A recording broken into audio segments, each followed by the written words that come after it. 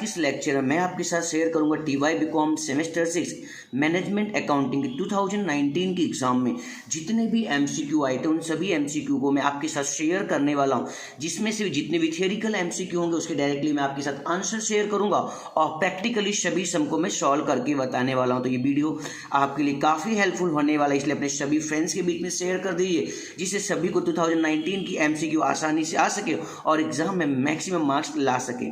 तो यहाँ पर आई होप आपको दिखाई दे रहा होगा 2019 का पेपर आ चुका है गुजरात यूनिवर्सिटी का। ये ओल्ड पेपर आपको पता, but because of present time में हमारी एग्जाम की पैटर्न थोड़ी सी चेंज हो चुकी, बिकॉज ऑफ 70 की जगह पर 50 मार्क्स की हो चुकी, बट एमसीक्यू का वेजेज वही रहेगा 10 मार्क्स के लिए। तो यहाँ पे क्वेश्चन नंबर बी में आपके एमसीक्यू आए थे, जहाँ पे आपका पहला एमसीक्यू आपको दिखाई दे रहा होगा, use of inferior quality new raw material in production में lead to material usage variance, जिसका आंसर हो जाएगा अनफेवरेबल। आई होप आप समझ गए। सेकंड यहाँ पे क्वेश्चन आया था labour idle time variance will always be, यहाँ पे आपका आंसर हो जाएगा एडवर्स। आई होप आप समझ गए। चलते थर्ड नंबर का एमसीक्यू हमारा प्रैक्टिकल, जिसे हमें सॉल्व करना होगा। A company purchase 10,000 kilogram. हमारा लेक्चर हिंदी इंग्लिश गुजराती सभी के लिए हेल्पफुल होने वाला है, इसलिए अपनी बुक अपने पास रखिएगा जिस मीडियम में भी आप हैं। एक company purchase 10,000 kilogram of material, company ने 10,000 किलोग्राम माल खरीदा है फॉर ₹50,000। कितने रुपीस में? 50,000 में। The material price variance was ₹2,000। यहाँ पे मटेरियल प्राइस वेरिएंस ऑलरेडी पहले से गिवन है, जिसे हम गुजराती में कहेंगे माल सामान भाव विचलन। The standard price of material पर केजी। तो आपको यहाँ पे सॉल्व करना है स्टैंडर्ड प्राइस, यानी कि प्रमाणित भाव आपको सॉल्व करने के लिए कहा गया है। तो सबसे पहले हम जान लेते हैं इस एग्जाम के इस एमसीक्यू के अंदर ऑलरेडी पहले से क्या दिया हुआ था। ये एमसीक्यू नंबर आपका थर्ड है। सर इस एमसीक्यू में ऑलरेडी हमारे पास पहले से मटेरियल प्राइस वेरिएंस गिवन था। तो सबसे पहले आपको क्या करना है, यहाँ पर मटेरियल प्राइस वेरिएंस का फॉर्मूला लगा देना है। आप यहाँ पे लिखिए material price variance. I hope आप समझ गए। तो मटेरियल प्राइस वेरिएंस का फॉर्मूला लिखने से पहले हमें उसका फॉर्मूला याद भी होना चाहिए। तो फॉर्मूला क्या था, याद कीजिए। यस सर, याद था AQ ब्रैकेट में SP minus AP। I hope आप समझ गए होंगे और आपको सभी फॉर्मूलेस याद भी होंगे। तो सबसे पहले आपको क्या करना है, फॉर्मूला लिख देना, material price variance is equal to AQ SP minus AP। अब यहाँ पे मटेरियल प्राइस वेरिएंस के अंदर आपके पास कौन सी वैल्यू गिवन थी? सर हमारे पास मटेरियल प्राइस वेरिएंस की वैल्यू ऑलरेडी पहले से गिवन है। कितना था हमारे पास? 2000। तो आप यहाँ पे राइट कर दीजिए 2000। आई होप आप समझ गए। फिर यहाँ पे AQ मतलब एक्चुअल क्वांटिटी, यानी कि हमारे पास परचेज जो प्राइस थी वही हमारी AQ है। तो हमारा परचेज मटेरियल कितने का था? सर 10,000 का था। तो आप यहाँ पे राइट कर दीजिए 10,000, ब्रैकेट क्लोज करते। और यहाँ पे क्या लिखा है? SP minus AP। तो SP तो आपको सॉल्व करने को कहा गया, इसलिए यहाँ तो कुछ कर नहीं सकते, बट आप AP को फाइंड कर सकते। बिकॉज ऑफ AP कैसे सॉल्व करते हैं, यहाँ पर कंपनी परचेज 10,000 किलोग्राम 50,000। कंपनी ने 10,000 किलोग्राम माल जो है वो कितने रुपए में खरीदा है? 50,000 रुपए में खरीदा हुआ है। तो आप चाहें तो इजीली AP निकाल सकते। मैं आपको यहाँ पर सॉल्व करके बताने वाला। आई होप आपको दिखाई दे रहा होगा। AP कितने रुपीस में परचेज किया सर? 50,000 में। कितने किलोग्राम? 10,000 किलोग्राम। तो आपको रुपीस को केजी से डिवाइड कर देना है। 40 से 40 कट हुए और आपके पास AP की वैल्यू कितनी आ चुकी है? 5। आई होप आप समझ गए हमने AP की वैल्यू किस तरीके से सॉल्व की। तो आप AP के प्लेस पे राइट कर दीजिए 5। आई होप आप समझ गए। चलते हैं नेक्स्ट वन के साथ में। 2000 इज इक्वल सॉरी यहाँ पे 2000 इज इक्वल टू 10,000 का मल्टीप्लाई आप SP से कर दीजिए। तो आपका यहाँ पे आंसर हो जाएगा 10,000 SP, राइट। अब 10,000 का मल्टीप्लाई आपको 5 के साथ करना है। 10 5 सा 50। तो ये हो जाएगा आपका माइनस का 50,000। ओनली मैंने मल्टीप्लाई किया और कुछ नहीं किया। अब ये माइनस का 50,000 है, यहाँ पर आएगा तो साइड क्या हो जाएगी? चेंज, -2 प्लस में हो जाएगा। तो आप इधर राइट कीजिए 2000 प्लस 50,000 इज इक्वल टू क्या बचा यहाँ पर? 10,000 SP, राइट। 2000 प्लस 50,000, आपके पास कैलसी यूज कीजिए। कितना हो गया हमारे पास? 52,000 इज इक्वल टू 10,000 SP। अब आपका सम काफ़ी आसान हो चुका है और अब आपको आ भी रहा होगा। अब यहाँ पे 10,000 जो इनटू में सामने आएगा तो क्या हो जाएगा? डिवाइड में हो जाएगा। तो 52,000 divide 10,000 is equal to SP, right. 52,000 को 10,000 से डिवाइड करेंगे तो आपका आंसर आ जाएगा यहाँ पर 5.20। यस, आपको दिखाई दे रहा होगा ऑप्शन नंबर ए। तो ऑप्शन नंबर ए आपका हो जाएगा राइट आंसर। तो मैं यहाँ पे लिख देता हूँ 5.20 जो कि ऑप्शन नंबर ए है आपका। तो आई होप आप समझ गए यहाँ पर स्टैंडर्ड प्राइस को किस तरीके से सॉल्व किया होगा। अगर इसके बावजूद भी अगर आपको कोई प्रॉब्लम रह जाती है तो आप हमें कमेंट बॉक्स में लिख सकते हैं या फिर इंस्टाग्राम में मुझे फॉलो करके भी अपनी सभी क्वेश्चन पूछ सकते हैं। आई होप आपका ये 3rd नंबर का एमसीक्यू आपको आ गया होगा। चलते हैं नेक्स्ट एमसीक्यू नंबर 4 के पास।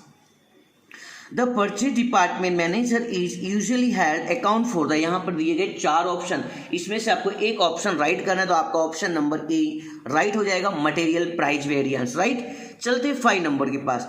द एफिशिएंसी वेरिएंस में ऑल्सो बी नॉन है, जो एफिशिएंसी वेरिएंस होता है उसे और भी हम क्या कहते हैं, तो उसे हम कहेंगे ए, यानी कि quantity variance. Right, and 6 number, yes फिर से प्रैक्टिकल आ गया तो इसे तो हमें सॉल्व करना होगा।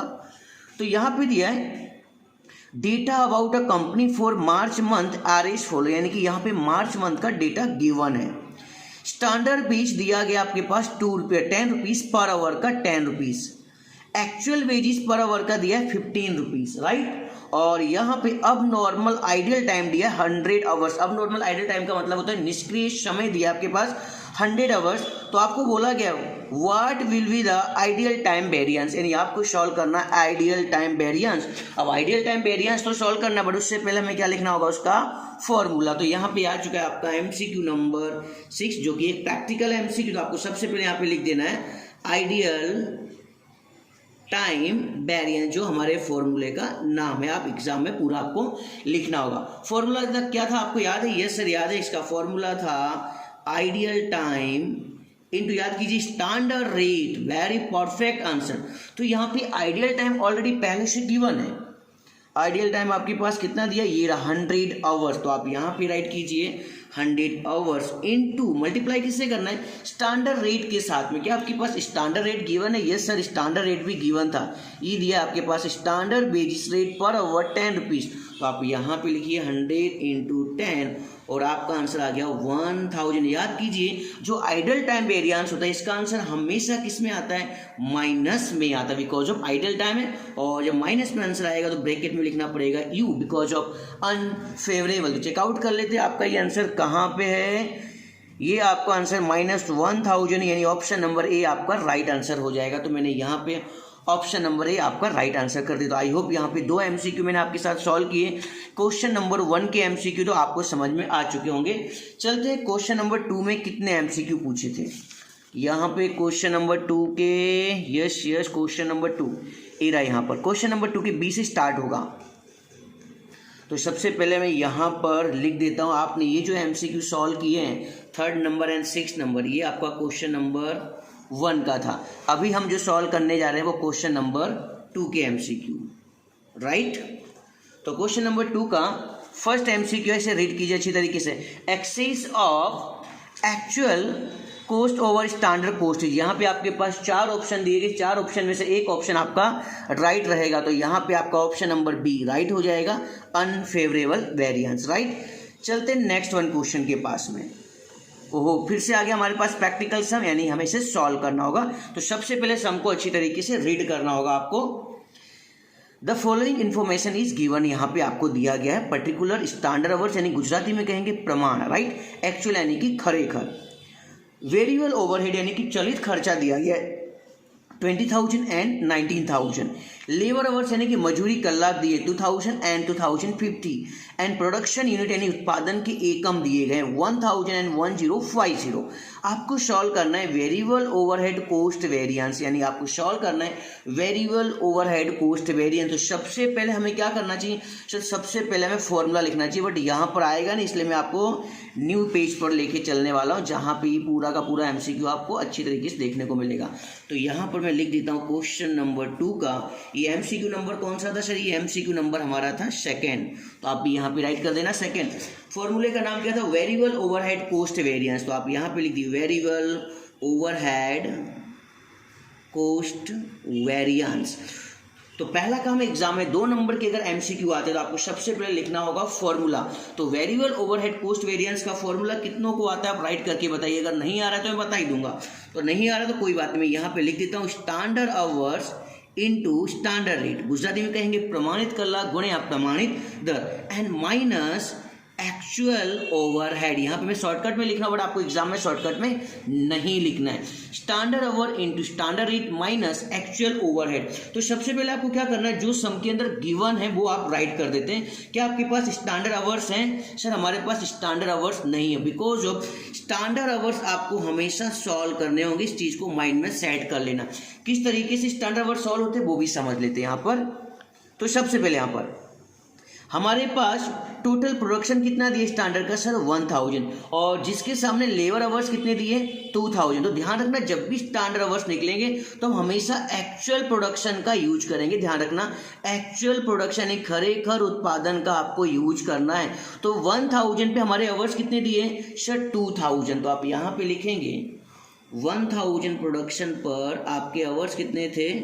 2000, राइट ना। एंड एक्चुअल प्रोडक्शन कितना है हमारे पास? सर हमारे पास एक्चुअल प्रोडक्शन है 1050। तो आप यहाँ पे राइट करेंगे 1050। अब आप तो होशियार हुई, केएलसी का हमें यूज करना है। केएलसी यूज करेंगे तो आपका आंसर आ जाएगा यहाँ पर 2100 आवर्स। आई होप आप समझ गए कि स्टैंडर्ड आवर्स को मैंने किस तरीके से सॉल्व किया, राइट। अब यहाँ पे आप अरेंज कर दीजिए जो जो इन्फॉर्मेशन गिवन है। स्टैंडर्ड आवर्स आपके पास नहीं थे, आपने सॉल्व किया, कितना आ चुका है? 2100। तो आप यहाँ पे राइट किए 2100 इनटू स्टैंडर्ड रेट क्या गिवन है, चेकआउट कर लेते हैं। ओ शिट सर, यहाँ पे स्टैंडर्ड रेट भी गिवन नहीं है, तो आपको स्टैंडर्ड रेट भी सॉल्व करना होगा। तो आप यहाँ पे राइट कीजिए स्टैंडर्ड रेट। तो सबसे पहले आपको स्टैंडर्ड रेट का फॉर्मूला आना चाहिए। फॉर्मूला क्या था? वजटेड ओवरहेड यानी कि वजटेड मुजब ना खर्चा अपॉन वजटेड आवर्स। वजटेड का मतलब ही स्टैंडर्ड्स होगा, ध्यान रखना। वजटेड ओवरहेड अपॉन में वजटेड आवर्स। तो सबसे पहले यहाँ पर वजटेड ओवरहेड यानी कि स्टैंडर्ड का जो खर्चा दिया है वो हमारे पास कितना दिया है? 20,000। वेरिएबल खर्चा 20,000 डिवाइड किससे करना है? वजटेड आवर्स यानी कि स्टैंडर्ड आवर्स से आपको डिवाइड करना है। तो यहाँ पर आपके पास स्टैंडर्ड आवर्स कितने दिए हैं? 2000। तो आप इधर राइट कीजिए 2000। 20,000 को आप 2000 से डिवाइड करेंगे तो आपका आंसर इजीली कितना आ जाएगा? कैलसी आपके पास है सर, यहाँ पे आपका आंसर आ जाएगा 10, राइट। तो यहाँ पे नीड किसकी थी? हमें स्टैंडर्ड रेट की। सॉल्व किया। स्टैंडर्ड रेट का फॉर्मूला क्या है? वजटेड ओवरहेड अपॉन में वजटेड आवर्स, राइट ना। तो यहाँ पे स्टैंडर्ड रेट आ चुका है आपका 10। गुजराती के लिए भी सेम यही फॉर्मूला रहेगा। वजट मुजब ना खर्चा भाग्या वजट मुजब ना कलाको minus actual overhead. Actual overhead यानी खरेखर खर्चा तो ऑलरेडी पहले से दिया हुआ है। कितना हमारे पास है? 19,000। तो आप यहाँ पे राइट कीजिए 19,000। आई होप ये वीडियो आपके लिए काफ़ी हेल्पफुल हो रहा होगा। आपको सभी एमसीक्यू बहुत ही अच्छी तरीके से आ रहे होंगे। 2100 का 10 के साथ मल्टीप्लाई करेंगे तो यहाँ पे आंसर आ जाएगा 21,000 एंड माइनस 19,000। 21,000 में से 19,000 लेस करेंगे तो आपका आंसर कितना हो जाएगा? बताइए, कमेंट करके बताइए फटाफट फास्ट। यस सर, यहाँ पे आपका आंसर आ जाएगा 2000। अब यहाँ पे चेकआउट कर लेते हैं आपका आंसर 2000 कहाँ पे दिया गया है। यहाँ तो माइनस है, यहाँ तो माइनस है, तो +4 एक क्या आ गया? यहाँ पे 2000 आ चुका है आपका आंसर, यानी कि ऑप्शन नंबर बी आपका राइट हो जाएगा। बट प्लस में आया ना, इसलिए ब्रैकेट में क्या लिखना होगा? फेवरेबल। तो ये हो गया आपका आंसर राइट। तो किस तरीके से यहाँ पर मैंने वेरिएबल ओवरहेड वेरिएंस आपको सॉल्व करने के लिए बताया। अगर समझ में नहीं है तो वीडियो को पॉज कीजिए, फिर से एक बार समझिए, कैलकुलेशन कीजिए, और इस टाइप के समय स्टैंडर्ड आवर्स निकालना कंपलसरी रहेगा। चलते नेक्स्ट एमसीक्यू के पास और देखते वहाँ पर क्या है। और यस, एमसीक्यू नंबर 4 और एमसीक्यू नंबर 3 आ चुका है हमारे पास, बट ये भी प्रैक्टिकली है, राइट। तो इसे भी सॉल्व करना होगा।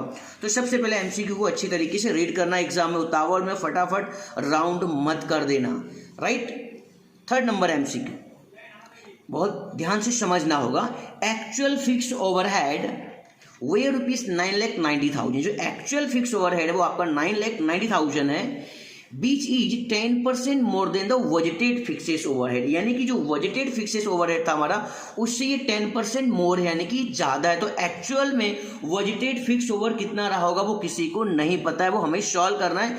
और 10% मोर है, यानी कि ये जो अमाउंट दिया है वेजिटेड फिक्स ओवरहेड से 10% ज़्यादा दिया गया है। What will B fix overhead expenditure variance, यानी कि आपसे पूछा गया फिक्स ओवरहेड एक्सपेंस वेरिएंस कितना होना चाहिए। तो सबसे पहले जब आप एग्जाम हॉल में बैठ ही चुके हैं तो आपको फॉर्मूले का नाम लिख देना। तो यहाँ पे मैं सॉल्व कराऊंगा आपको एमसीक्यू नंबर 3 क्वेश्चन नंबर 2 का। तो सबसे पहले यहाँ पे मैं राइट कर देता हूँ 3rd नंबर, और फॉर्मूले का नाम क्या था उसे राइट करूंगा यहाँ पे, fix overhead expense variance. Fix overhead expenditure variance. आप एग्जाम में शॉर्टकट में मत लिखना, आपको कंप्लीट लिखना है, राइट। तो सबसे पहले आपको इसका फॉर्मूला याद होना चाहिए। किसी को याद है? सर नहीं याद, तो कोई बात नहीं, मैं यहाँ पे आपको लिख के बताने वाला हूँ। Budgeted fixed overhead minus actual fix overhead, budgeted fixed overhead minus actual fix overhead. तो सबसे पहले देख लेते हैं यहाँ पे गिवन क्या था। कुछ गिवन है यहाँ पर, थोड़ा दिमाग लगाइएगा। एक्चुअल फिक्स ओवरहेड कितना दिया हमारे पास? 9,90,000। तो यहाँ पर एक्चुअल फिक्स ओवरहेड के प्लेस पे कितना लिख देता हूँ सर? 9,90,000, राइट। तो हमारे पास क्या नहीं दिया गया है सर? बजटेड फिक्स ओवरहेड नहीं है, बट बजटेड फिक्स ओवरहेड के लिए कुछ बोला गया है। फिर से रिपीट करूंगा, which is 10% more than budgeted fixed overhead, की जो वैल्यू दी गई है बजटेड फिक्स ओवरहेड का 10% ज्यादा है, तो एक्चुअल में बजटेड फिक्स ओवरहेड कितना रहा होगा? तो मैं यहाँ पे सॉल्व करके बताने वाला हूँ। बजटेड फिक्स ओवरहेड क्या दिया है इसका? ये जो है फिक्स बजटेड फिक्स ओवरहेड का 10% ज़्यादा है, तो एक्चुअल में कितना रहा होगा? तो कैसे सोल्व करना है आपको? यहाँ पे लिख देना 9,90,000। कितने परसेंट ज़्यादा था सर? 10%, इसलिए आप 110 से डिवाइड कर दीजिएगा। जो आप डिवाइड करेंगे तो आपका आंसर आ जाएगा 9 लाख। अब चेक करके देखिए 9 लाख का 10% कितना होता है? 90,000। देखो 90,000 लेस मोर हो गया यहाँ पर, तो आपका बजटेड फिक्स ओवरहेड कितना आ चुका है यहाँ पर? 9 लाख। तो एक्चुअली में बजटेड फिक्स ओवर 9 लाख रहा होगा, और 10% इंक्रीज होके ये कितना हो गया था? 9,90,000। इसे आप विथआउट कैलकुलेशन भी कर सकते थे, बिकॉज यहाँ बोला था कि जो 9,90,000 है बजटेड फिक्स ओवरहेड का 10% ज़्यादा, तो एक्चुअली में कितना रहा होगा? 9 लाख। तो 9 लाख माइनस 9,90,000 करेंगे तो आपका आंसर आ जाएगा यहाँ पर -90,000। अब आंसर माइनस में, इसलिए ब्रैकेट में क्या लिखना होगा? अनफेवरेबल। चेकआउट कर लेते हैं यहाँ पे कौन से ऑप्शन में ये आंसर है? -90,000, और ये आपका आंसर है बी ऑप्शन के अंदर। तो आप यहाँ पे लिख देना बी। आई होप आप समझ गए। आप आगे भी लिख सकते हैं, बी कोई प्रॉब्लम नहीं, बट पीछे मत लिखना, आगे ही लिखना, वो ज़्यादा बेटर रहेगा। चलते नेक्स्ट MCQ नंबर कौन सा आ चुका है? यस सर, MCQ नंबर 4 जो है वो भी प्रैक्टिकल। इसके लिए हमें पेज टर्न करना होगा और हम आ सकते हैं MCQ नंबर 5। क्वेश्चन नंबर 2 के MCQ हम सॉल्व कर रहे हैं। सबसे पहले MCQ को रीड करना होगा। Okay yes, if actual sale is 5,000, यानी कि एक्चुअल सेल जो दिया है वो 5,000 गिवन है। बजटेड यानी कि स्टैंडर्ड रहेगा, ध्यान रखना। Budgeted sale is 4,000, actual sale है आपका 5,000 और बजटेड सेल है आपका 4,000, राइट। एक्चुअल प्रॉफिट है आपका 10 रुपीज़ का, एक्चुअल प्रॉफिट 10 रुपीज़ का, एंड बजटेड प्रॉफिट जो है वो आपका 8 रुपीज़ का। बजटेड प्रॉफिट कितने का है? 8 रुपीज़ का। बजटेड मतलब standard. What will be sale margin price variance? कौन सा फॉर्मूला पूछा गया है? Sale margin price variance. सबसे पहले एग्जाम में आपको 1 नंबर आपका डन करना होगा। किसके द्वारा सर? फॉर्मूले के द्वारा। कौन सा MCQ नंबर है ये सर? ये MCQ नंबर है 5, तो आप यहाँ पे लिख दीजिए 5 नंबर, राइट। फॉर्मूले का नाम क्या था? फिर से एक बार मैं आपको रिपीट कर दूंगा। आपके पास बुक है तो बुक जरूर साथ में रखिएगा। फॉर्मूला नंबर, सॉरी कहाँ पे थे? 4 नंबर था कि 5 नंबर था? सॉरी 4 नंबर था। Sales margin price variance. तो आप यहाँ पे लिखिए सेल्स मार्जिन प्राइस वेरिएंस। आपको शॉर्टकट नहीं लिखना है, ध्यान रखना। तो सबसे पहले सेल्स प्राइस मार्जिन वेरिएंस का फॉर्मूला क्या था? याद है किसी को? नहीं याद तो कोई बात नहीं। AQ इंटू AM, ये आपको याद रखना पड़ेगा। AQ into AM minus AQ into SM। Formula याद करना बहुत ईजी रहेगा। AQ दोनों में कॉमन है, सिर्फ आपको AM और SM को याद रखना है, राइट। देख लेते हैं यहाँ पे कौन कौन सी वैल्यू गिवन है। यस सर, एक्चुअल सेल हमारे पास कितना दिया हुआ है? ये रहा आपके पास। कितना दिया एक्चुअल सेल? सर 5,000 यूनिट हमारे पास एक्चुअल सेल दिया हुआ है। तो आप यहाँ पर एक्चुअल सेल यानी कि एक्चुअल क्वांटिटी लिख दीजिए 5,000 इंटू आपको क्या चाहिए? AM की वैल्यू चाहिए। तो यहाँ पर हमारा एक्चुअल प्रॉफिट कितना दिया है सर? पर यूनिट ₹10 दिया है। तो आप यहाँ पे राइट कीजिए 10 माइनस एक्चुअल क्वांटिटी सेम यही रहेगा, कोई चेंज करने की जरूरत ही नहीं आपको। 5,000 का 5,000 इंटू स्टैंडर्ड मार्जिन। देखो स्टैंडर्ड मतलब बजटेड, तो यहाँ पर बजटेड प्रॉफिट पर यूनिट भी दिया हुआ। कितना रुपीस दिया हुआ है? 8 रुपीज़। तो आप यहाँ पे राइट कर दीजिए 8 रुपीज़। आई होप आप समझ गए। तो 5,000 इंटू 10 कितना हो गया? 50,000। 5,000 इंटू 8 कितना हो गया? 40,000। 5,000 में से 40,000 लेस करेंगे तो आपका आंसर आ गया 10,000। अब आपका आंसर प्लस में आ रहा है, इसलिए क्या लिखना होगा, फेवरेबल वर्ड। चेकआउट कर लेते, फेवरेबल वर्ड लिखा हुआ है, ये सर यहाँ पे लिखा हुआ, तो ऑप्शन नंबर बी आपका राइट आंसर हो जाएगा। तो मैं यहाँ ब्रैकेट में लिख देता हूँ फेवरेबल और यहाँ पे टिक कर देता हूँ बी, और ये हो गया आपका MCQ नंबर 5। आई होप आप समझ गए सेल्स मार्जिन प्राइस वेरिएंस का फॉर्मूला किस तरीके से सॉल्व किया। चलते हैं MCQ नंबर, ये सॉरी 5 नंबर नहीं था, ये था 4 नंबर बाय मिस्टेक। 5 नंबर के पास चलते हैं। If actual sale is 8,000 unit, ध्यान रखना अब एक्चुअल सेल कितना हो चुका है 8,000 unit, budgeted sale 12,000, budgeted means standard sale दिया है 12,000। अगर आपने अभी तक वीडियो शेयर नहीं किया तो शेयर कर दीजिए, बिकॉज ये वीडियो सभी लोगों के लिए काफ़ी हेल्पफुल है। बजटेड सेल आपका कितना दिया है 12,000, एक्चुअल प्राइस कितनी आपके पास, खरेखर भाव कितना है 8 रुपया, एंड सेलिंग प्राइस यानी कि वेचाण भाव कितना दिया है 10 rupees. What will be sale volume variance कितना होना चाहिए। तो सबसे पहले हमें एक नंबर डन करना होगा, क्या लिखना होगा, सिर्फ फॉर्मूला लिखना होगा।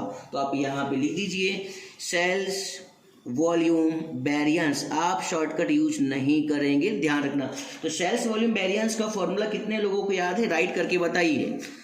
मैं यहाँ पे आपको राइट करके देने वाला, actual quantity into standard price minus standard quantity into standard price. देखो यहाँ पे स्टैंडर्ड प्राइस और स्टैंडर्ड प्राइस दोनों क्या रहेंगे, कॉमन रहेंगे। सिर्फ आपको याद क्या करना है, AQ और SQ, राइट। देख लेते हैं एक्चुअल क्वांटिटी कितनी हमारी MCQ नंबर 5 में। सर एक्चुअल क्वांटिटी हमारे पास है 8,000, तो आप यहाँ पर एक्चुअल क्वांटिटी के प्लेस पे लिखिए 8,000 इनटू मल्टीप्लाई किससे करना है, स्टैंडर्ड प्राइस है। तो स्टैंडर्ड प्राइस हमारे पास कितनी थी सर 8 रुपीज़, बट ध्यान रखना ये 8 रुपीज़ स्टैंडर्ड प्राइस नहीं, तो क्या है एक्चुअल प्राइस है। हमें किसकी नीड है, सेलिंग प्राइस की। तो सेलिंग प्राइस कितना दिया हुआ है 10 रुपीज़, तो आप यहाँ पे राइट कीजिए 10 rupees, right, minus standard quantity यानी कि बजटेड क्वांटिटी। तो बजटेड सेल्स कितना दिया हुआ है 12,000, तो आप यहाँ पे राइट कीजिए 12,000। अब यहाँ पर स्टैंडर्ड प्राइस 10 थी, तो इधर भी कितना रहेगा 10 ही रहेगा ना। दैट मीन्स यहाँ पर हमें एक्चुअल प्राइस की कोई नीड नहीं थी, खरेखर भाव की कोई भी रिक्वायरमेंट नहीं है। 8,000 इंटू 10 कितना हो गया 80,000, 12,000 इंटू 10 कितना हो जाएगा माइनस 1,20,000। 80,000 में से 1,20,000 लेस करेंगे तो आपका आंसर आ जाएगा माइनस 40,000। अब आपका आंसर माइनस में आ रहा है तो क्या लिखेंगे, F के U, सर U लिखेंगे अनफेवरेबल। चेकआउट कर लेते ये आंसर कहाँ पे गिवन है। सर ऑप्शन नंबर बी जो है वो आपका राइट आंसर हो जाएगा, बिकॉज वहाँ पे आपको माइनस 40,000 दिख रहा है, तो आप यहाँ पे राइट कर देना। ऑप्शन नंबर बी आपका राइट हो चुका है, राइट। चलते हैं लास्ट जो क्वेश्चन है वो तो थियोरिकल, इसलिए आपको डायरेक्टली बता देता हूँ। सेल्स वैल्यू वेरिएंस का फॉर्मूला क्या होगा, तो यहाँ पे ऑप्शन नंबर बी आपका राइट हो जाएगा। Sales price variance plus sales mix variance plus sales minus volume variance. तो यहाँ पे मैंने question number 2 and question number 2 की सभी MCQ सॉल्व कर दी। चलते हैं क्वेश्चन नंबर 3 के पास, देखते हैं क्वेश्चन नंबर 3 में कितने MCQ हैं। तो यस यहाँ पे आ चुका है क्वेश्चन नंबर 3 के बी के पास आ जाते हैं। सबसे पहले यहाँ पे थियरिकल MCQ दिए गए। पहला MCQ क्या है, compound interest is calculate on, यानी कि जो कंपाउंड इंटरेस्ट होता है वो किसके ऊपर कैलकुलेट होता है, तो आपका आंसर हो जाएगा C, principal amount plus interest amount. ये तो आपने बचपन से सीख के रखा है, राइट। क्वेश्चन नंबर 2 दिया है, as per the concept of time value of money, the value of money की मनी क्या होती है, तो यहाँ पे आपका ऑप्शन नंबर सी राइट हो जाएगा, higher in earlier years than in later years, right. चलते हैं MCQ नंबर 3 के पास, ये भी आपका थियरिकल है। While evaluating capital investment proposal, the time value of money is considered in case of, यहाँ पे आपके 4 ऑप्शन है, तो यहाँ भी आपका आंसर हो जाएगा C, net present value method. And next आते हैं एन्युटी, जो एन्युटी होती वो क्या होती, तो यहाँ भी आपका आंसर हो जाएगा C, a series of equal word constitutive payment, right. And चलते 5 नंबर यहाँ पे आ चुका है, प्रैक्टिकल इसे हम सॉल्व करेंगे। तो सबसे पहले हमको रीड करना है, बिकॉज अभी चैप्टर नंबर 3 से है। If interest is compound every 6 month, ध्यान रखना जो इंटरेस्ट लिया जा रहा है कंपाउंड इंटरेस्ट है एवरी 6 मंथ में। जब भी एवरी 6 मंथ कहा जाए तो ध्यान रखना 2 बार में आपसे ब्याज लिया जा रहा है, 6 महीने में एक बार, 6 महीने में एक बार। एक साल में कितने महीने होते हैं, 12 महीने होते हैं, तो यानी कि 12 महीने में 2 बार आपसे ब्याज लिया जाएगा। इच 12% एनुअली के हिसाब से ₹50,000 पर।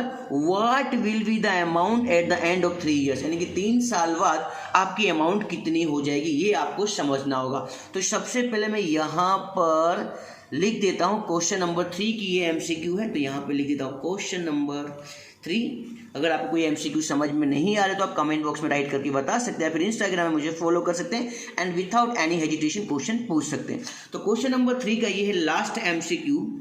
अब यहाँ पे टोटल कितने ईयर्स दिए गए थे सर? 3 ईयर्स दिए गए थे, तो आप यहाँ पे लिखेंगे n = 3 और यहाँ पे एवरी 6 मंथ वर्ड यूज किया ध्यान। एवरी 6 मंथ का मतलब होता है साल में आपको 2 बार ब्याज मिलेगा, 6 महीने और 6 महीने के हिसाब से। यानी यहाँ पर आपके पास k की वैल्यू हो जाएगी 2। k की वैल्यू 2 क्यों हुई? बिकॉज ऑफ यहाँ पे 2 बार में आपको ब्याज मिलेगा। बाई चांस यहाँ पे क्वार्टरली लिखा होता या फिर एवरी 3 मंथ लिखा होता, अगर 3-3 महीने में आपको ब्याज मिलता होता तो k = कितना हो जाता? 4 हो जाता। आई होप आप समझ गए।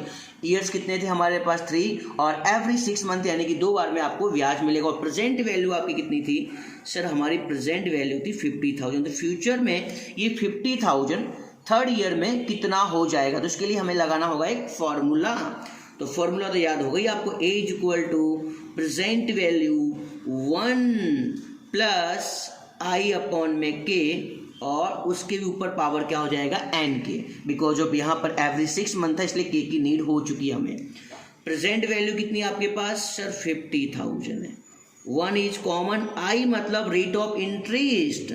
I कितना था अपने पास? 12/100 आप करेंगे, बिकॉज ऑफ जो आपका रेट ऑफ इंटरेस्ट है वो कितने परसेंट दिया गया? 12%। वहाँ से आपको I मिलेगा, 12/100 करेंगे तो आपका आंसर हो जाएगा यहाँ पर 0.12, राइट। तो I के प्लेस पे आप राइट कीजिए 0.12 अपॉन में k means 2, because every 6 month था, 6 महीने 2 बार में, तो k के प्लेस पे आ गया 2 और यहाँ पे पावर क्या है? n के। n मतलब ईयर्स, ईयर कितने हैं? 3, k कितना है? 2, 3 2 6 होने वाला है। तो आप यहाँ पे राइट कीजिए 50,000, राइट। कैलसी यूज करते रहना। 1 + 0.12 को आपको डिवाइड करना है 2 से। जब आप 2 से डिवाइड करेंगे तो आपका आंसर आ जाएगा 0.06। आई होप आप समझ गए। And 3 2 6, right. अब आपको क्या करना, अगर आपके पास कैलसी है तो इजीली आप सॉल्व कर सकते हैं, दोनों को प्लस करके 6 टाइम मल्टीप्लाई करते रहिए, आपका आंसर आपको मिल जाएगा। या फिर आप किस तरीके से सॉल्व कर सकते हैं? 6% का 6 ईयर, ध्यान रखना है कि जो पॉइंट के बाद दिया गया, क्या दिया गया अपने पास? 6 दिया, तो आप यहाँ पे लिखेंगे 6% का आपको 6 ईयर्स चेक करना है। कंपाउंडिंग इंटरेस्ट था इसलिए टेबल A1 चेक करेंगे। बाई चांस एग्जाम में आपके पास टेबल ना हो तो आप दोनों को प्लस करके 6 टाइम मल्टीप्लाई करेंगे तो भी आपको आंसर मिल जाएगा। यहाँ मैं आपको टेबल के थ्रू बताने वाला हूँ, बिकॉज बहुत से लोग को टेबल देखने नहीं आता है। तो यहाँ पर मैं चलने वाला हूँ टेबल नंबर A1 के पास में, और ये आ चुका है यहाँ पे टेबल नंबर A1। यहाँ पे क्या बोला गया था, देखिए यहाँ पे ध्यान से, 6% का 6 ईयर चेक करना है। 6% का 6 ईयर चेक करना है आपको। दोनों को प्लस करने के बाद पॉइंट के बाद जो दिया गया उसे आप चेकआउट कर सकते हैं, राइट। तो यहाँ पे 6% ये रहा, उसका 6 ईयर ये रहा। यहाँ पर 6% के 6 ईयर में आपको आंसर कितना दिख रहा है? 1.419। आई होप आपको दिखाई दे रहा होगा। तो आप यहाँ पे इजीली क्या करेंगे, 50,000 का मल्टीप्लाई कर देंगे इंटू 1.419। देखो यहाँ पे जो आंसर आने वाला है वो अप्रोक्सीमेटली आंसर आएगा 70,950। और आई होप ये जो आंसर होगा वो आपके एमसीक्यू में नहीं होगा, बट उसके नियर की वैल्यू आपको लेनी होगी। तो आपके एमसीक्यू में ये आंसर देखो, लेकिन 900 दिया है, 950 एग्जैक्टली तो नहीं आ रहा है, बट 926 दिया है, तो आपका ऑप्शन नंबर सी राइट हो जाएगा। बट अगर आपको यही आंसर चाहिए, 70,926 ही आपका आंसर आना चाहिए, तो इसके लिए आपको क्या करना होगा, 1 में 0.06 ऐड कर दीजिए और कैल्शियम में कितने टाइम मल्टीप्लाई कीजिएगा सर? 6 टाइम मल्टीप्लाई करेंगे तो आपका आंसर सेम टू सेम आपको वही मिलेगा जो आंसर आप चाहते। तो आई होप आप समझ गए होंगे यहाँ पे किस तरीके से मैंने एमसीक्यू सॉल्व किया। यहाँ पे k = 2 क्यों आया आपको पता चल चुका है। यस सर, बिकॉज ऑफ यहाँ पे एवरी 6 मंथ था। अगर यहाँ पे एवरी 3 मंथ होता तो k = कितना हो जाता? तो सर k = 4 हो जाता, राइट। चलते यहाँ पे क्वेश्चन नंबर 3 सॉल्व हो चुका है। अगर आपको देखना है फिर से एक बार देख लीजिए। आ जाते हैं नेक्स्ट एमसीक्यू यानी क्वेश्चन नंबर 4 में कितने एमसीक्यू दिए थे। क्वेश्चन नंबर 4 आपके लिए काफ़ी हेल्पफुल होने वाला है, ध्यान से देखिएगा। ये सभी की सभी एमसीक्यू आपके एग्जाम में आपको काफ़ी अच्छे मार्क्स दिलाने वाले हैं। तो आप मैं यहाँ पे लिख देता हूँ क्वेश्चन नंबर 4, राइट। देखते हैं क्वेश्चन नंबर 4 में कितने एमसीक्यू आए थे। यस, ये क्वेश्चन नंबर 4 का बी ऑप्शन मेरे पास आ चुका है। आई होप आपको दिखाई दे रहा होगा। सबसे पहले यहाँ पे आपके पास जितने भी आंसर्स है वो तो प्रैक्टिकली नहीं है, थियरिकल है। पहला answer, beach of the following consider projects profitability, यानी कि जो प्रॉफिटेबिलिटी होती है वो कौन सी मेथड से आएगी। तो यहाँ पे आपका आंसर हो जाएगा option number D, average rate of return, right. Second, a zero net present value indicate that project, जो जीरो नेट प्रेजेंट वैल्यू तो किससे इंडिकेट करेगी, तो आपका आंसर हो जाएगा D, has profitability index number 1। चलते नेक्स्ट वन, ये आ गया यहाँ पर प्रैक्टिकल सम। इसे तो आपको सॉल्व करना होगा। सॉल्व करने से पहले अच्छी तरीके से हमको हमें समझना होगा, तो समझ लेते हैं। सबसे पहले समझने से पहले रीड कर लो। A company want to buy a machine costing ₹10 lakh. एक कंपनी है, एक मशीन को खरीदना चाहती, कितने रुपीस में, 10 लाख रुपीस में। बीच हैज यूजफुल फॉर 10 ईयर्स, कितने साल के लिए, 10 ईयर्स के लिए। द टैक्स रेट इज 50%, जो टैक्स का रेट है वो 50% है। एनुअल प्रॉफिट आफ्टर, देखिए यहाँ पे करवा दो नफो दिया, करके बाद का प्रॉफिट दिया है। Annual profit after tax 1,50,000। The pay back period will be, तो यहाँ पे पे बैक पीरियड यानी कि हमारे 10 लाख रुपीज जो कब तक रिटर्न आ पाएंगे। तो हमारे पास सबसे पहले एक सिंपल फंडा है, हमें क्या यूज करना है सर, फॉर्मूला यूज करना है और एक नंबर डन करना है। तो ये है एमसीक्यू नंबर 3। तो यहाँ पे मैं लिख देता हूँ एमसीक्यू नंबर 3 में कौन सा फॉर्मूला सॉल्व करने को कहा गया है सर, सॉल्व करने को कहा गया है पे बैक पीरियड, राइट। तो पे बैक पीरियड का फॉर्मूला तो सभी को आता ही होगा, आता है कि नहीं आता है, भूल गए, कोई बात नहीं। तो मैं यहाँ पे आपको राइट करके बताने वाला हूँ। टोटल इन्वेस्टमेंट, गुजराती में कहेंगे हम कुल रोकाण, टोटल इन्वेस्टमेंट गुजराती में कहेंगे कुल रोकाण, अपॉन में टोटल एनुअल कैश फ्लो, या फिर रोकड़ प्रवाह कहेंगे गुजराती में, एनुअल कैश फ्लो, राइट ना। तो सबसे पहले टोटल इन्वेस्टमेंट तो हमारे पास गिवन है, कितना दिया हुआ है सर, टोटल इन्वेस्टमेंट हमारे पास है 10 लाख दिया है। तो आप यहाँ पे राइट कर दीजिए 10 लाख, बट हमारे पास एनुअल कैश फ्लो नहीं है, तो इसे आपको सॉल्व करना होगा। यहाँ पे ध्यान से सीखिएगा कि मैं एनुअल कैश फ्लो को कैसे सॉल्व करने वाला हूँ। यहाँ पर मैं स्टार बनाने वाला हूँ और यहाँ पे लिख देता हूँ एनुअल कैश फ्लो, गुजराती में कहेंगे वार्षिक रोकड़ प्रवाह, राइट। तो सबसे पहले हमारे पास कौन सी वैल्यू गिवन थी सर, प्रॉफिट आफ्टर टैक्स हमारे पास गिवन है। तो आप यहाँ पे लिख दीजिए प्रॉफिट आफ्टर टैक्स, कर बाद में नफो कितना था हमारे पास, 1,50,000, राइट ना। अब आफ्टर टैक्स कब आया होगा, जब ऊपर क्या रहा होगा, टैक्स रहा होगा। तो अब यहाँ पे माइनस करेंगे टैक्स, तो ऊपर क्या रहा होगा सर, प्रॉफिट बिफोर टैक्स रहा होगा। तो आप एज्यूम कीजिए कि 1,50,000 कैसे आया होगा, टैक्स का रेट कितना था सर, 50%। दैट मीन्स यहाँ पर प्रॉफिट बिफोर टैक्स वैल्यू आपकी कितनी रही होगी, 3 लाख रही होगी। दैट मीन्स इसका आपको डबल कर देना, बिकॉज 50% बोला है इसके लिए, एंड 50% टैक्स निकाल दो। 3 लाख का 50% कितना हो जाएगा सर, हो जाएगा 1,50,000। तो आई होप आप समझ गए कि यहाँ पर प्रॉफिट आफ्टर टैक्स 1,50,000 कैसे आया होगा, कि एक्चुअली में प्रॉफिट बिफोर टैक्स इसका डबल था, 3 लाख था, 50% टैक्स का लेस कर दिए, प्रॉफिट आफ्टर टैक्स कितना आ चुका है, 1,50,000। और याद कीजिए यहाँ पे हम कुछ ऐड करते थे, प्रॉफिट आफ्टर टैक्स में हम लोग ऐड करते थे डेप्रीशिएशन, जिसे हम गुजराती में बोलते हैं घसारो। क्या आपके पास डेप्रीशिएशन है सर, डेप्रीशिएशन तो हमारे पास नहीं, तो वेरी गुड। तो यहाँ पे हम उसे सॉल्व तो कर सकते हैं। डेप्रीशिएशन का फॉर्मूला क्या था, D = C-S अपॉन में N। C मतलब कॉस्ट प्राइस, यानी कि यहाँ पे इन्वेस्टमेंट कितने का हुआ था सर, 10 लाख का। तो आप यहाँ पे राइट कीजिए 10 लाख माइनस स्क्रैप वैल्यू, भंगार कीमत तो कुछ थी नहीं, यानी कि 0 लिख दूंगा, अपॉन में N, कितने ईयर्स के लिए सर, 10 ईयर्स के लिए। 10 लाख को 10 से डिवाइड करेंगे तो आपका आंसर कितना आ जाएगा, 1 लाख। तो आई होप डेप्रीशिएशन, जिसे हम गुजराती में कहते हैं घसारो, कितना आ चुका है, 1 लाख। यहाँ पे नीट किसकी, डेप्रीशिएशन की, तो आप लिख दीजिए यहाँ पर 1 लाख, राइट। 1,50,000 1 लाख ऐड करेंगे तो आपके पास आंसर कितना आ जाएगा, 2,50,000। तो ये मिल चुका है आपको एनुअल कैश फ्लो, और यहाँ पे हमें नीड भी किसकी थी, कैश फ्लो, यानी कि रोकड़ प्रवाह की। तो 10 लाख को डिवाइड कर दीजिए 2,50,000 से, तो आपका आंसर आ जाएगा 4 ईयर्स। आई होप आप समझ गए।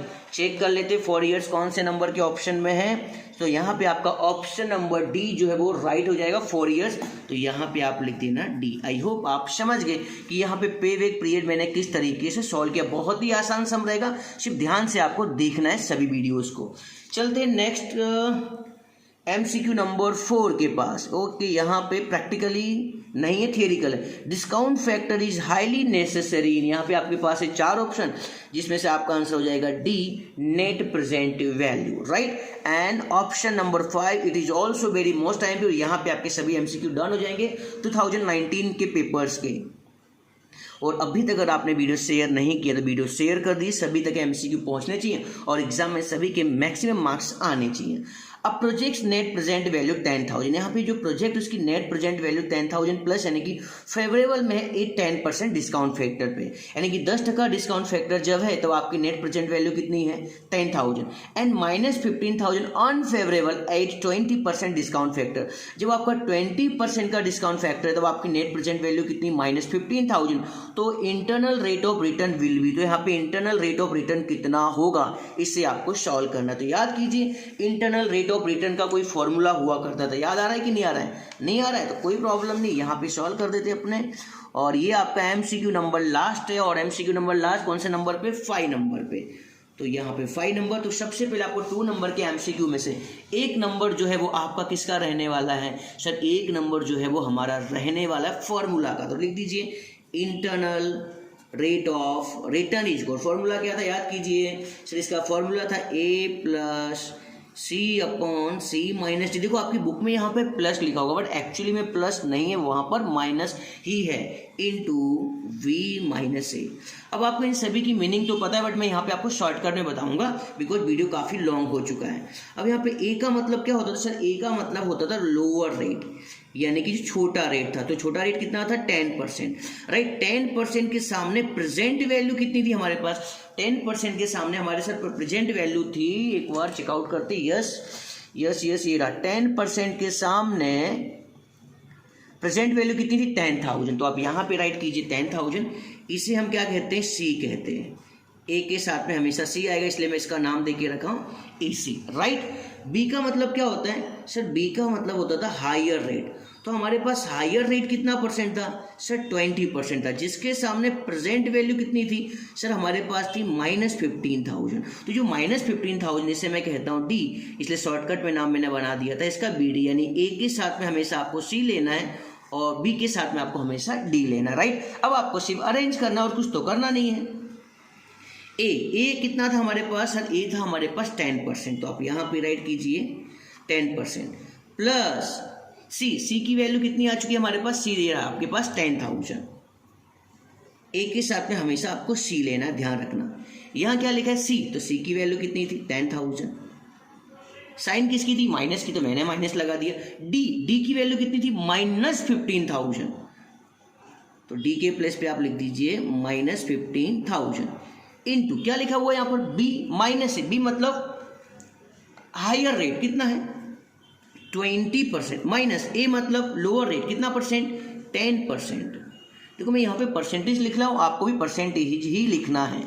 तो अब यहाँ पे राइट कीजिए 10%, कैलसी आपके पास है 10,000 के साथ तो कुछ करना नहीं, कट कॉपी पेस्ट ही करना है। एंड देन माइनस माइनस क्या होने वाला है सर? प्लस हो जाएगा। तो आप यहाँ पे 10,000 प्लस कितना हो जाएगा हमारे पास? 15,000, राइट, इनटू 20% - 10% कितना हो जाएगा सर? ओनली 10%, राइट ना। अब आप यहाँ पे क्या कर देंगे? 10%। अब आपके पास कैलसी है, 10,000 को किससे डिवाइड करना होगा? इन दोनों के प्लस से। तो 10,000 प्लस 15,000 का प्लस कितना हो जाएगा सर? इन दोनों का प्लस हो जाएगा 25,000 इनटू ऑलरेडी पहले से कितना दिया हुआ है? 10% तो दिया ही हुआ है। 10% प्लस 10,000 को 25,000 से डिवाइड करेंगे तो आपका आंसर आ जाएगा 0.4, राइट, इनटू 10%, राइट।